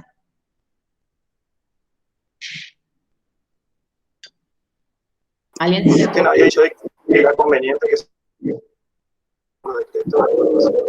Claro, pero por ley, mi postura personal. Pero puede ser creado también por decreto, ¿sí? Incluso algunos entienden que es mejor que lo creen el Poder Ejecutivo por decreto, porque dicen que quizás el Poder Legislativo no puede atender a las necesidades de la administración como sí puede hacerlo el Poder Ejecutivo, y por eso el Poder Ejecutivo tiene la facultad para decir cómo sería mejor organizar este ente para cumplir con las funciones que en definitiva le son propias, ¿sí? ¿Puede ser creado por decreto? Puede ser creado por decreto. Bueno, vamos a la pregunta 2. ¿A los entes autárquicos se les asigna un presupuesto? ¿Qué les parece? ¿Tienen presupuesto o no? Separado, digamos. ¿Se acuerdan que habíamos visto algo de presupuesto? Ya vimos, que tiene que ser remitido por el jefe de gabinete de ministros en el caso de la Nación, antes de una determinada fecha, el 30 de septiembre. Que en ese presupuesto se tienen que contemplar los gastos para el año próximo de todas las dependencias públicas. ¿Y qué les parece? Este ente que está fuera de la administración central, ¿tendrá asignado un presupuesto particular que diga, vamos a decir que se denomina ente del agua? Bueno, dentro de ese presupuesto, va a decir, para el ente del agua va tanto, o directamente va a estar sus fondos asignados dentro de otro órgano. ¿Qué les parece? Si es descentralizado. Y dentro de otro órgano, porque son ¿Cómo? autosuficientes. Perdón que no te escucho bien. Ellos ¿Me son puedo- autosuficientes. Ajá, entonces, dentro de ese presupuesto van a tener una asignación específica que diga ente del agua, o va a No, decir poder ejecutivo y dentro del poder ejecutivo le van a dar sus fondos. y claro, dentro del Poder Ejecutivo, digamos, se les reparten los fondos a la creación. En realidad, sería más común que lo veamos de esa manera si es un órgano que está dentro de la administración central. Si yo tengo un órgano o un ente autárquico, debería tener una asignación de fondos específica. ¿Por qué? Porque, por ejemplo, el presupuesto le va a asignar al Poder Ejecutivo, no sé, por decirte, 3 millones de pesos. Y el Poder Ejecutivo, bueno, lo va a asignar a tal ministerio tal, a tal tal, a tal tal, a tal tal. Ahora, los entes autárquicos deberían tener una asignación específica, es decir, dentro de ese anexo de la ley, que es donde se establecen los fondos que van a cada uno y para qué, debería establecer también ente del agua tantos pesos para personal, gastos comunes, gastos corrientes, para lo que fuera, digamos. Tienen muchas subdivisiones, pero en principio debería tener una asignación específica porque es descentralizado, está fuera de la organización central, ¿sí? Yo les voy a compartir, me tocó analizar el presupuesto de la provincia del Chaco, voy a ver si encuentro lo mismo respecto de Nación y se los comparto por si les interesa. No para que lo estudien todos, los anexos son larguísimos porque dividen los fondos por cada una de las dependencias del Estado, pero por lo menos para que tengan una idea de cómo se eleva ese proyecto de presupuesto, va con un mensaje de elevación donde el funcionario explica en qué se supone que va a gastar el dinero, por qué, las progresiones y después se aprueba el presupuesto y tiene un anexo donde, como les digo, a cada ente se le asigna un monto, ¿sí? Entonces, en principio debería tener una asignación específica. Vamos a la 3. ¿Los entes autárquicos pertenecen a la administración central o descentralizada? Esto ya se los contesté, pero ¿ustedes qué creen? Descentralizado. Perfecto, Lucas, está dentro de la descentralizada. 4. ¿Están sometidos a control administrativo y en su caso sobre qué aspectos recae? Esto les dije hoy, a ver si se acuerdan. Este ente del agua dicta una resolución, o mejor dicho, hay que resolver algo dentro de este ente del agua, ¿sí? ¿Quién lo resuelve? ¿Lo va a resolver el Poder Ejecutivo o lo va a resolver el propio ente? el propio ente. O sea, dicta que hicieron algo mal el Poder Ejecutivo, pero el propio ente tiene que resolver sus problemas. Claro, en realidad, si surge una cuestión dentro de las competencias del propio ente, las va a resolver la autoridad máxima de ese ente. Eventualmente, si yo creo que esa decisión es errónea, tengo un recurso muy acotado que va a resolver el Poder Ejecutivo, pero solo va a controlar tiene eso lo que se denomina el control de tutela. Como que echa un vistazo a ver si lo que hizo el ente o dijo el ente está bien, pero solamente en la legalidad. No va a analizar razones de oportunidad, es decir, no se va a sentar a decir, bueno, la verdad que es irrazonable porque a mí me parece que en realidad, por decirle, esta laguna está acá y tenía que estar acá. No, solamente el marco de legalidad es escaso el control que realiza. Solamente se circunscribe a analizar la legalidad de la actuación del ente, pero nada más. A diferencia de lo que haría, por ejemplo, respecto al acto de un ministro, en el que el Poder Ejecutivo puede analizar todo, puede decir que es equivocado, puede dictar un nuevo acto, puede abocarse, puede... En el ente autárquico, no. El ente autárquico tiene otras competencias, otra jerarquía, y el Ejecutivo lo único que hace es este control de tutela de la legalidad, nada más. El 5. A ver si esto cómo nos va, si no les explico algo. De presentar un reclamo ante un ente autárquico, autárquico, perdón, me debo dirigir al gobernador de la provincia o ante el superior jerárquico del ente para impugnar un acto determinado. Se vincula con lo anterior. ¿A quién le parecen que reclamo?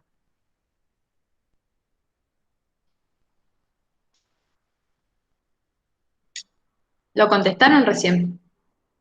¿Ante quién reclamo?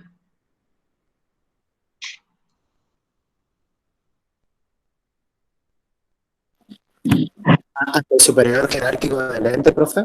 Muy bien, Ramón. Ante el superior jerárquico del propio ente. ¿Sí? No tengo nada que ir a preguntarle al gobernador. El gobernador no me va a contestar lo de un ente autárquico. Para eso el ente autárquico tiene sus propios funcionarios. ¿Sí? Muy bien. En esta estructura que ustedes están viendo, ¿quién les parece que es el superior jerárquico? Esta pregunta es difícil si no tenemos la ley de creación del ente o una norma que diga las competencias de cada uno, pero a simple vista, ¿qué les parece?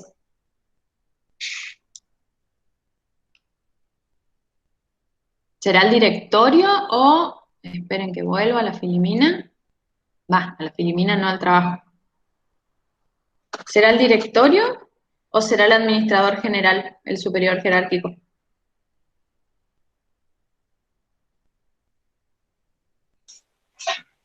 ¿El directorio? Está bien, Brian, porque yo les decía que en este caso sería conveniente tener la norma.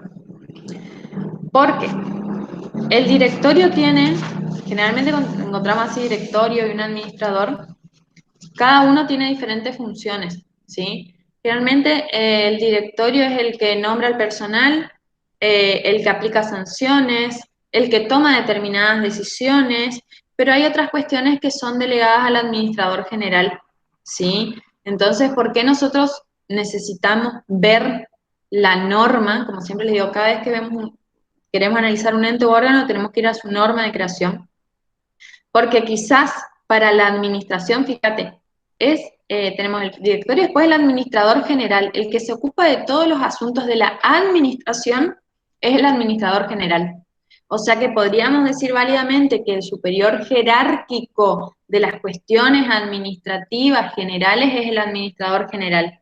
Pero también vamos a tener un directorio en el que quizás, según lo establezca la norma, vamos a poder cuestionar las decisiones del administrador general, el que, como les digo, va a designar al personal, el que va a poder abocarse a las determinadas cuestiones o sustituir. Por eso en este caso particular está bien tu respuesta, pero tendríamos que tener la norma y analizar todas estas cuestiones para decir quién es en las cuestiones administrativas el superior jerárquico, porque lo más probable es que este administrador general tenga a su cargo la administración del ente. ¿Me explico? Sí, profe. ¿Sí? Bueno, siempre vemos las normas. En estos casos, lamentablemente, si a ustedes no les gusta, vamos a tener que recurrir igual siempre a ver las normas, por estas cuestiones que les digo. A ver, las 7. ¿Puede un órgano descentralizado ser a su vez en su organización desconcentrado o concentrado? ¿Qué les parece? Sí. Muy bien, Brian, puede. ¿Por qué? Por lo que explicamos hoy. Una cosa es centralización y descentralización y otra cosa concentración o desconcentración. La concentración o desconcentración es dentro de un mismo ente asignar determinadas funciones, generalmente técnicas, a un organismo, ¿sí? No tiene nada que ver con la centralización o la descentralización. Caso patente de órgano desconcentrado, la Procuración del Tesoro de la Nación con las normas que vimos hoy. La 8. Los órganos básicamente son el centro de imputación de competencias que está integrado por personas físicas. El principio de jerarquía establece el modo de relacionarse entre sí. ¿Me siguen? ¿Cómo lo hace en el supuesto de esta organización que usamos, por ejemplo? Vamos a ver nuestro ejemplo, para no perder. A ver, cada uno de estos órganos va a tener competencias asignadas, ¿sí? Entonces, nosotros podríamos decir que en esta organización administrativa hay un superior jerárquico, tomemos como que el administrador general es el superior jerárquico en el sentido de la administración, y después tenemos líneas y grados, ¿sí? Si yo dijera, fíjense, el administrador general, yo tengo una línea hacia la Secretaría Técnica, una línea hacia sistemas hídricos y una línea hacia la Secretaría Administrativa. Y en más, bueno, pintado de un color, tengo la dirección general como que estarían a cargo de la Secretaría Administrativa y la Secretaría Técnica. Y fíjense que después de cada una de estas secretarías se desprenden otra cantidad de órganos. En principio yo podría decir, analizando este esquema, que el directorio tiene las funciones que le asigna la norma, es un órgano complejo, lo integra más de una persona. Le sigue en línea jerárquica el administrador general, que tiene a su cargo 3 órganos, en el tercer grado sería ya la Secretaría Técnica, Sistemas Hídricos y Secretaría Administrativa. Y después podría decir que tanto la Secretaría Técnica como la Secretaría Administrativa se desmembran en otros grados y cada una tiene a su cargo todas las dependencias que se encuentran jerárquicamente por debajo. ¿Me explico? ¿Se entiende cómo? ¿Por qué el sistema hídrico está como en el lugar de la línea de Fíjate dirección? que no está dentro de dirección general, evidentemente está dentro de un grado más bajo, pero a su vez no tiene a su cargo ninguna dependencia u oficina. A diferencia de la Secretaría Técnica y la Secretaría Administrativa, que fíjate que están en la misma línea, están coloreadas como si fueran la dirección general, y de cada una de ellas sí dependen otros organismos.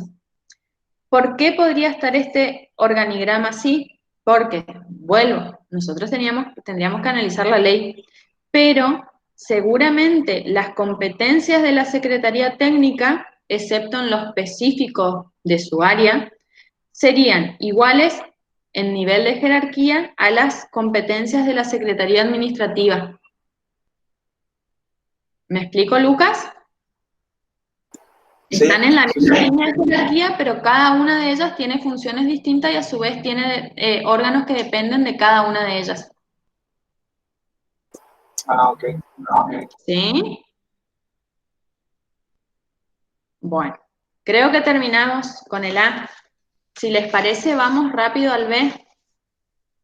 5 minutos les pido, para no dejarlo para la clase que viene, porque ya lo habló también el doctor en teoría, incluso muchos de estos casos ya los analizó. Así que vamos rápido al B. Fíjense lo que les decía hoy. Una cosa es el deber ser y el análisis jurídico que nosotros podemos realizar en base a principios, y otra cosa son los órganos, empresas o sociedades que nos encontramos en la actualidad. Acá vamos a ver algunos de ellos. El doctor ya dijo, hoy adelantó en su clase, a qué corresponden.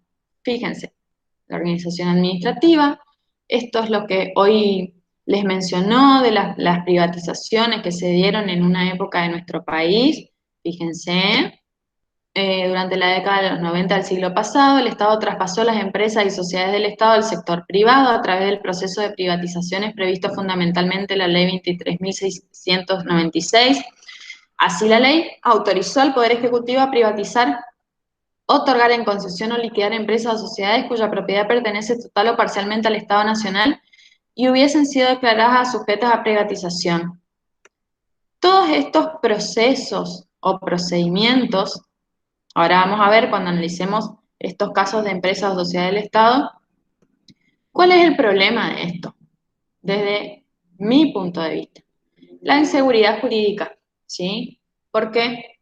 Porque, por un lado, Argentina busca inversores que se instalen en nuestro país, que den empleo, que colaboren con los avances tecnológicos, etcétera, y por el otro lado, de un día para otro privatizamos empresas, tomamos el control, y esto que hace que probablemente esas mismas empresas después no quieran invertir en nuestro país, porque sostienen que hay una inseguridad jurídica muy grande, que realizan inversiones y que luego el Estado o las toma o establece determinadas medidas que en definitiva lo que hacen es hacerles perder el capital invertido, ¿sí? O no recuperarlo como quisieran.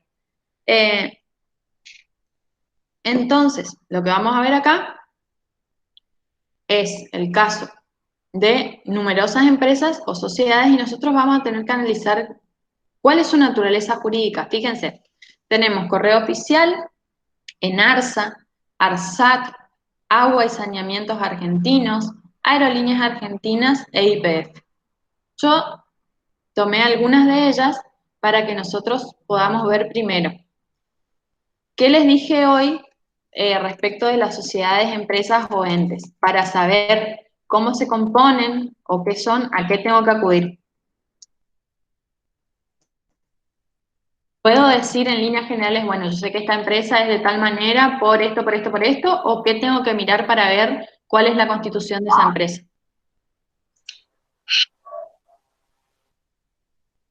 ¿Se acuerdan?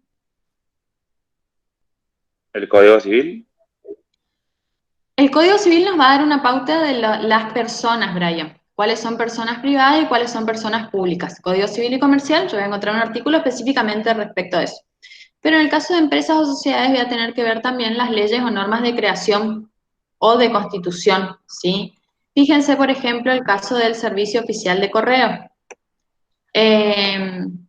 Decreto 721 del 2004. Fíjense lo que resuelve este decreto. El presidente de la Nación decreta, dispónese la constitución de la Sociedad Correo Oficial de la República Argentina, sociedad anónima. Si es una sociedad anónima, va a estar regida por la ley 19.550, que es la ley de sociedades comerciales. En la órbita de la Secretaría de Comunicaciones del Ministerio de Planificación Federal, Inversión Pública y Servicios, eso me da la pauta de su relación jerárquica, o dónde yo la voy a ubicar dentro de ese gran organigrama que es la estructura del Ejecutivo Nacional. Y hasta tanto se privatice, bajo el régimen de la Ley 1950 y sus modificatorias, la que tendrá por objeto la prestación del servicio oficial del correo. ¿En la Constitución encontramos algún artículo referido al correo? ¿Se acuerdan? Cuando hablábamos de las rentas del Estado al Tesoro de la Nación, ¿decía algo del correo o no? El artículo 4, ¿recuerdan? Puede ser que se financiaba con el correo, profe. No tan así. Si alguien tiene la Constitución y lo puede leer y despejamos la duda. A ver si yo no cerré acá, porque ya les digo, me quedo en la otra mesa. ¿Alguien tiene la Constitución? Sí, dice, el gobierno federal provee los gastos de la nación con los fondos del Tesoro Nacional, formados del producto de derecho de importación y exportación, de la venta o locación de tierras de propiedades nacional y de la renta de correos. Entonces, ¿qué hace el correo? ¿Qué hago con la renta de correo? Forma el Tesoro Nacional. Eso es importante que lo tengan en cuenta.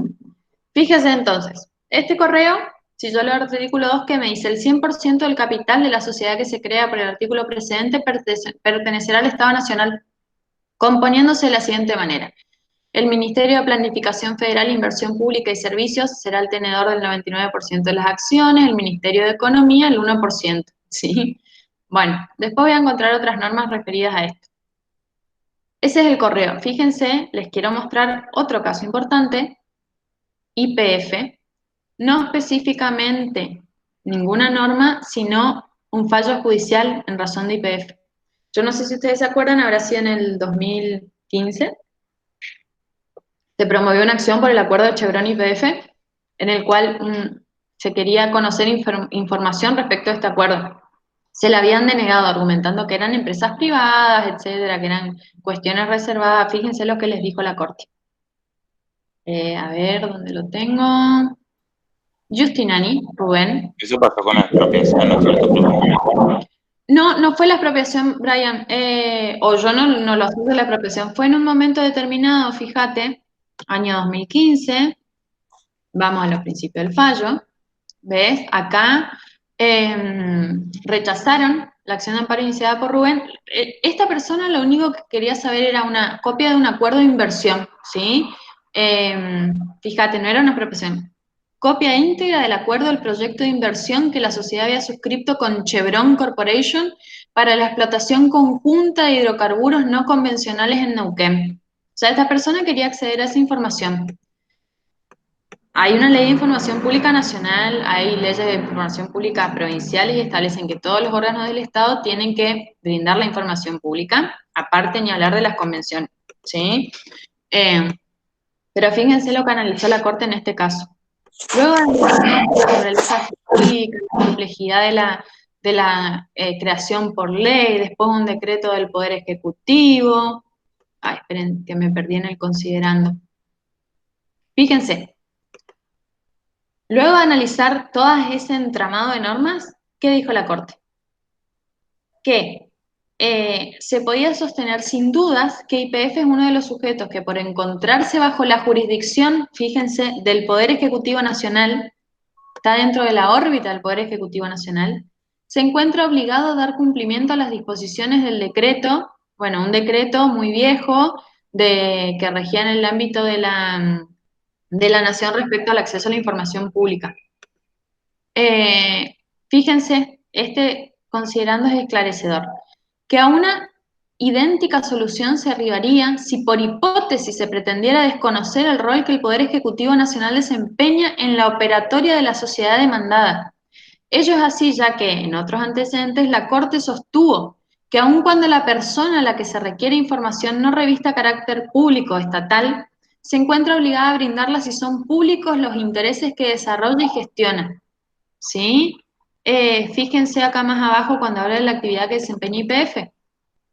Que respecto a las características de la actividad desarrollada por YPF, es importante señalar que el artículo 1 de una ley declara interés público nacional y como objetivo prioritario de la República el logro del autoabastecimiento de hidrocarburos, así como la explotación, industrialización, transporte y comercialización de hidrocarburos. ¿Sí? ¿A qué voy con esto? Que independientemente de que nosotros tengamos que mirar las normas de creación, de constitución, cómo se constituyen estas sociedades del Estado o empresas del Estado, siempre que exista un centavo de fondos públicos, esas empresas se encuentran sujetas a control. Invariablemente los funcionarios tratan de ampararse en estas figuras societarias para decir, no, en realidad esto no son fondos públicos, nosotros no estamos sujetos al control ni de la Sindicatura General de la Nación, ni de la AGN, pero eso no es cierto. Siempre que haya una asignación de fondos públicos en una sociedad o empresa del Estado, o que esa sociedad o empresa del Estado atienda a intereses públicos, se encuentra sujeta a todos los mecanismos de control, que los vamos a ver detalladamente en la unidad 14, y también se encuentra obligada, excepto que cuestiones de seguridad nacional lo requieran de esa manera, a brindar toda la información relativa a las operatorias que realizan. Aparte de eso, ustedes tienen que tener en cuenta que las personas que integran estas sociedades del Estado o empresas del Estado, ya lo adelantó el doctor en la parte teórica, van a tener, de acuerdo al cargo que ocupan, un régimen jurídico distinto. ¿Cuál es la complejidad de estas empresas o sociedades? Que tienen un régimen mixto. ¿Por qué? Porque en algunas cosas se rigen por el derecho público y en otras cosas se rigen por el derecho privado. Por ejemplo, van a encontrar en sus leyes que de determinado nivel jerárquico para abajo se encuentran regidos por el derecho privado, como si fueran empleados de un comercio, y regidos por la ley de contrato de trabajo. Ahora, los niveles jerárquicos se encuentran regidos por el derecho público. ¿Por qué? Porque una de las cuestiones es que estas personas tienen que responder ante, o deberían, mejor dicho, responder ante la comisión de un delito o una falta, como si fueran empleados públicos o que, mejor dicho, le comprenden los mismos delitos que les comprenden a todos aquellos funcionarios públicos por el ejercicio de sus funciones. Aparte de eso, la operatoria también de estas empresas es compleja. ¿Por qué? Porque cuando nosotros pensamos en la administración, ¿qué pensamos? Inmediatamente en burocracia. Uno nunca puede imaginarse una empresa del Estado funcionando tan dinámicamente como una empresa privada. Entonces, lo que se tiende a buscar a través de este régimen complejo, o mejor dicho, mixto, es que las cuestiones de burocracia sean dejadas de lado. ¿Para qué? Para que las empresas puedan funcionar, porque en definitiva no se olviden que algunas pueden tener fines, o sea, la mayoría tienen fines de lucro en definitiva, otras solamente tienden a satisfacer necesidades públicas o servicios públicos, ¿sí? Pero hay empresas que tienen fines de lucro también. Y que no podemos desconocer, porque la propia experiencia ha demostrado que estas empresas generalmente, ¿qué pasa? Se funden, o no se funden porque no pueden, pero pierden fondos, ¿sí? Que no se las administran tan eficientemente como si fuera una empresa privada, etcétera. Por eso les digo, no se asusten y no desesperen, el sistema de las sociedades y empresas del Estado es complejo por todas estas circunstancias que yo les estoy señalando, y siempre que ustedes quieran saber cómo se rige o qué normas rigen o qué principios rigen a una sociedad o empresa del Estado, tenemos que acudir a los principios básicos y también a sus normas de creación y que disponen su funcionamiento. ¿Estamos? Bueno, creo que por hoy concluimos la clase. Voy a detener la grabación. Si alguien tiene alguna pregunta, me la hace, no hay problema.